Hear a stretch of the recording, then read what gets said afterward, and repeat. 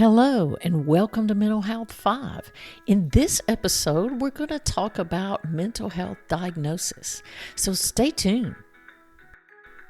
Greetings, listeners. This is Mental Health 5, and I am your host, Dr. Suzie Dukic.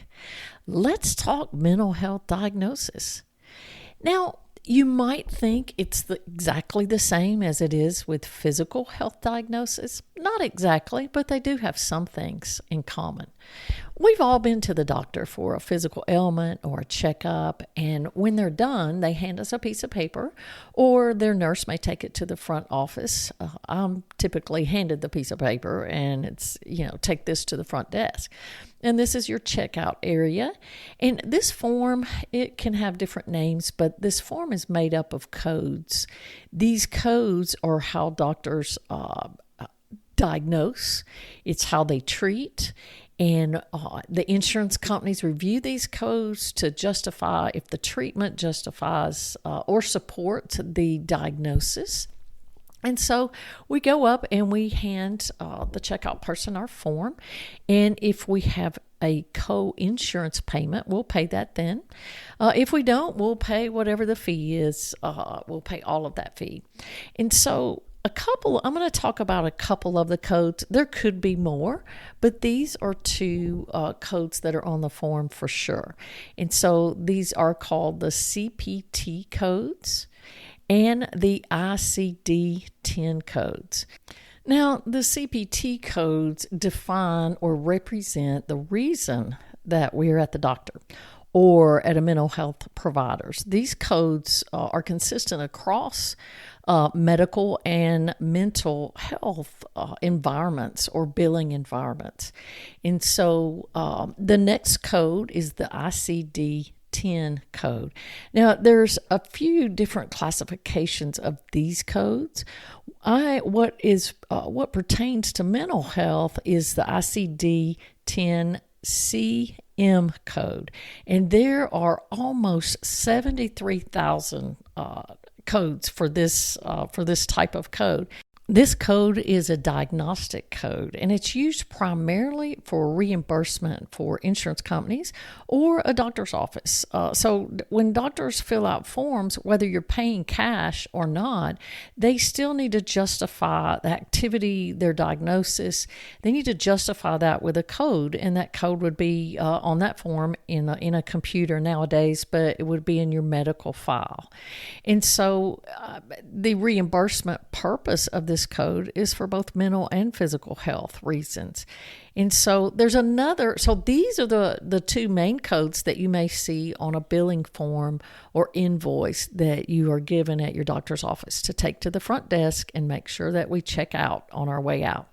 Now, there's another set of codes that we use in the mental health field that are diagnostic codes. These come from the Diagnostic Statistical Manual of Mental Health. Whew, that's a mouthful. Version 5. We also refer to this code as the DSM-5 code.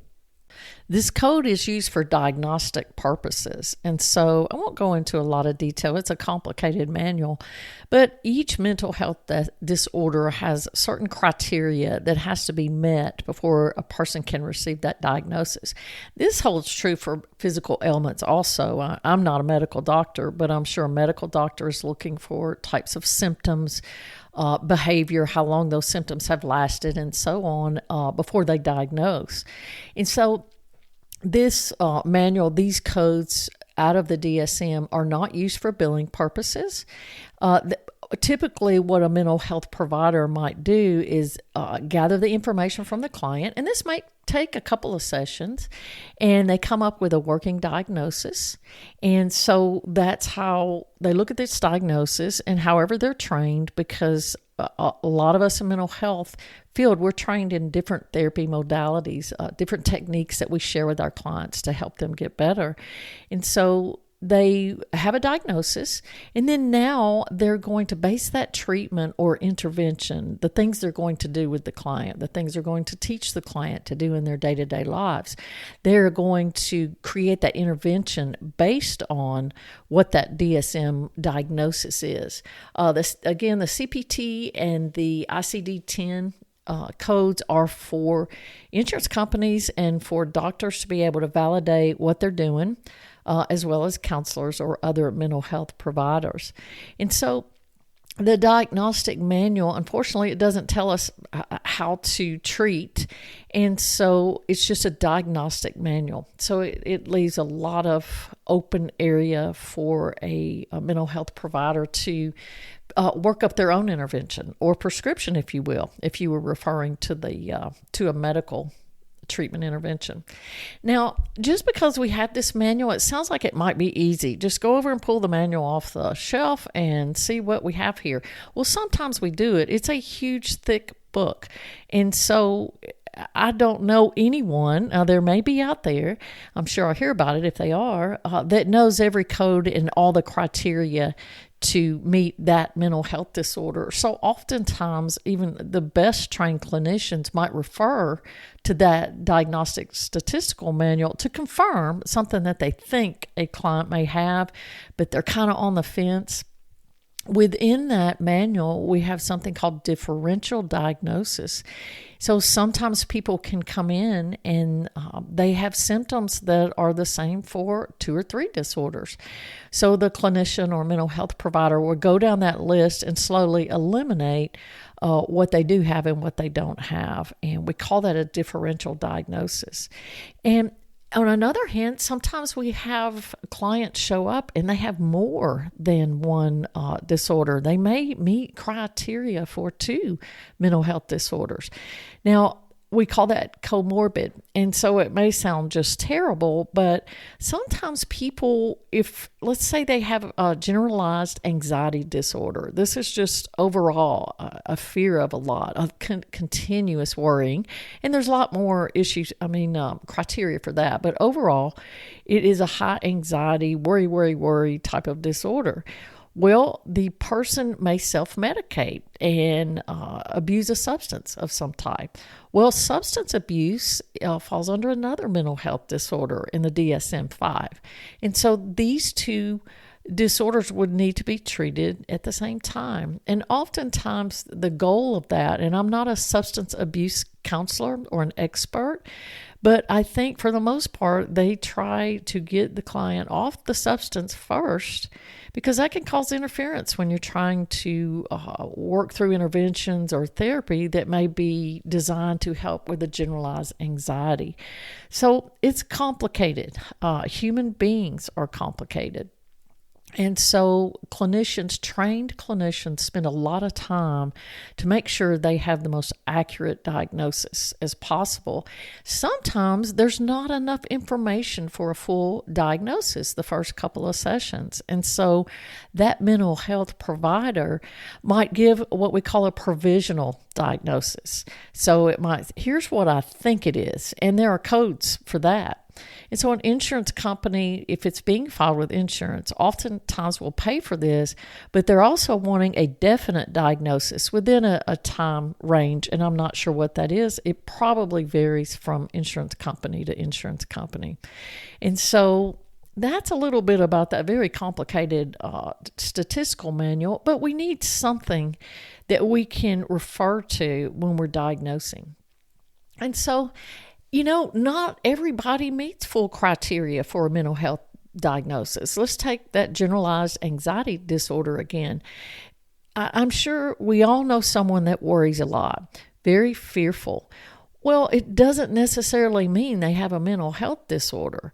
If there are 10 criteria to satisfy to be diagnosed with generalized anxiety disorder, and this person or client may meet 3 of them or 5 of them, it doesn't mean they're still not struggling with anxiety and other behaviors or thought patterns in their life.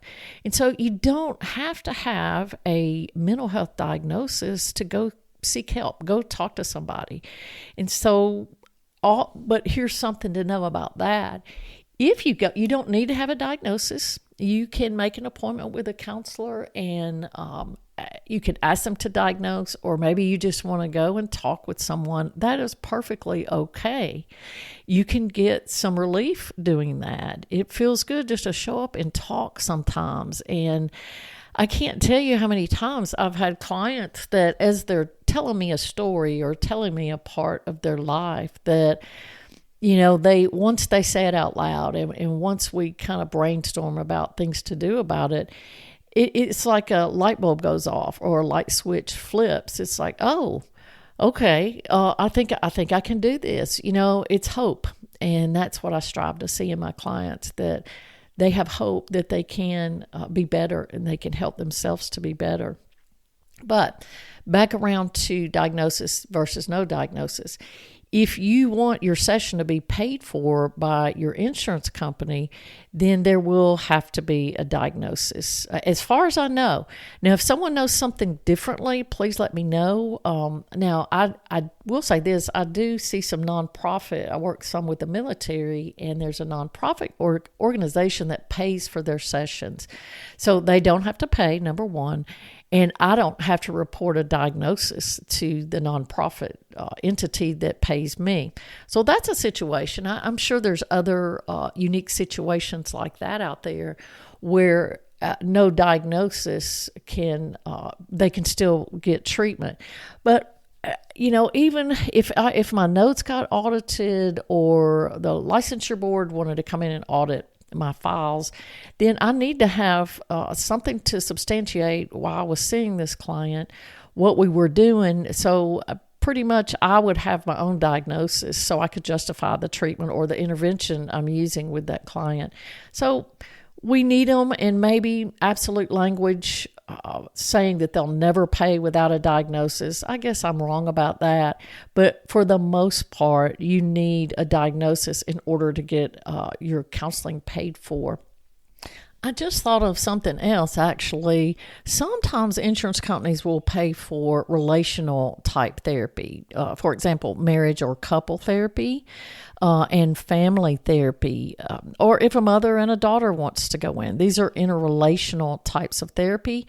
And sometimes they'll pay for that without a diagnosis code. So that's another time you might get the benefit of insurance paying. So you might think, what's the benefit? What's the benefit of being diagnosed? And I've been talking the last few minutes about just money, having that diagnosis so your insurance company will pay for it. Well, unfortunately, that's the world we live in now, but that's not why these things were created. Diagnoses were created so we know if we have a diagnosis, so we know or start narrowing our focus on how to help this person, what intervention to use, what therapy model to use. They're also important, a diagnosis is important to rule out any medical conditions, because there are some medical conditions that may increase someone's anxiety or the lack of sleep, loss of appetite, and so on. Sometimes diagnosis can help. If you have a specific diagnosis, then this can help the mental health provider give you a list of resources of perhaps some support groups in the area. And counseling groups aren't for everyone. Some people are more private with their life, more private in sharing their personal struggles. Other people find strength in those type of groups. I don't want to say normalized, maybe generalized is a better word. If I'm sitting across from Batman and he's talking about a rough week he had, I might not can relate to how it is to be a superhero, but I can relate to having a tough week, and maybe you're angry. Maybe this is an anger control group, and we can talk about how we try to keep our impulsive behavior or our anger, try to keep that in a manageable state. So, like I said, groups are for some people and other people not. So I'd like to give you some information pertaining to what type of questions you might encounter if you go in for your first counseling session or medication management session. So one of the first things they're going to ask you is the history of the present symptoms. Like, how long have you felt down? And is it most of the day, every day for 2 weeks, and so on? There's specifics on how long and the frequency of the symptoms. They'll also want to know any previous mental health history. And also any mental health history with your family. They'll ask other questions about the family. The marriage and family therapists are really concerned with the system. That's what we call it. Even if it's a single parent with one child, it's called a system. And so they would be interested on how that system functioned when you were a child. In other words, giving them some background on the environment you were in as your little brain was developing and your personality.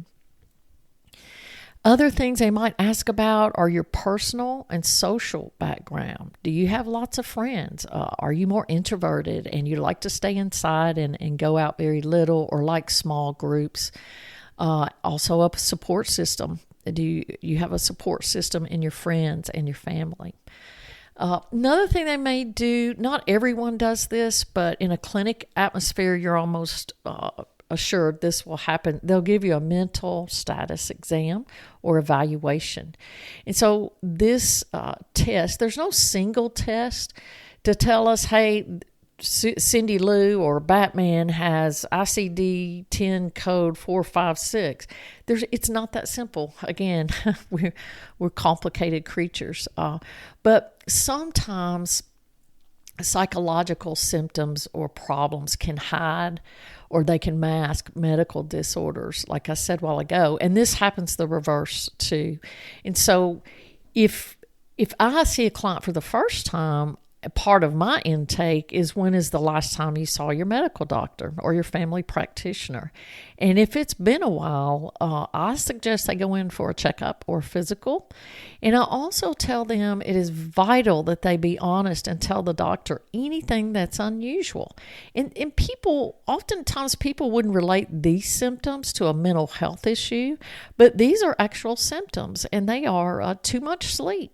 Don't want to get out of the bed. Just going to sleep. Loss of appetite, increased appetite, loss of libido, anxiety, increased anxiety, dark or negative thought patterns. And I know, back to sleep, I forgot to mention lack of sleep. So lack of sleep, not being able to relax or not being able to stay asleep at night, or too much sleep. So these are what some people would think are more physical symptoms, but these can be symptoms of several mental health disorders. And so a medical doctor may want to run some lab tests to rule out any physical or medical condition. I'm not a medical doctor. You'll hear me reiterate that on and on, but I have read where thyroid issues can cause some mental health symptoms, like maybe anxiety or depression.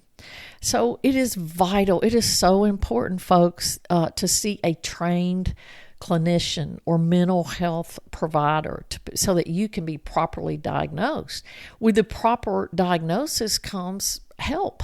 Now your therapists, doctors, counselors, social workers, they're not going to fix you. And they are trying to help you fix yourself, or help you apply things or healthy behavior in your day-to-day life so you start feeling better.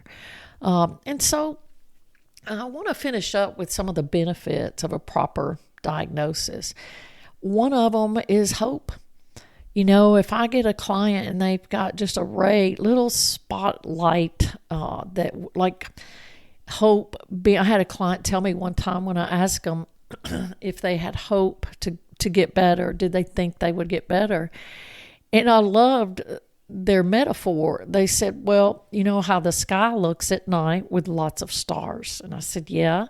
And they said, well, imagine it black with one tiny star that's far, far away.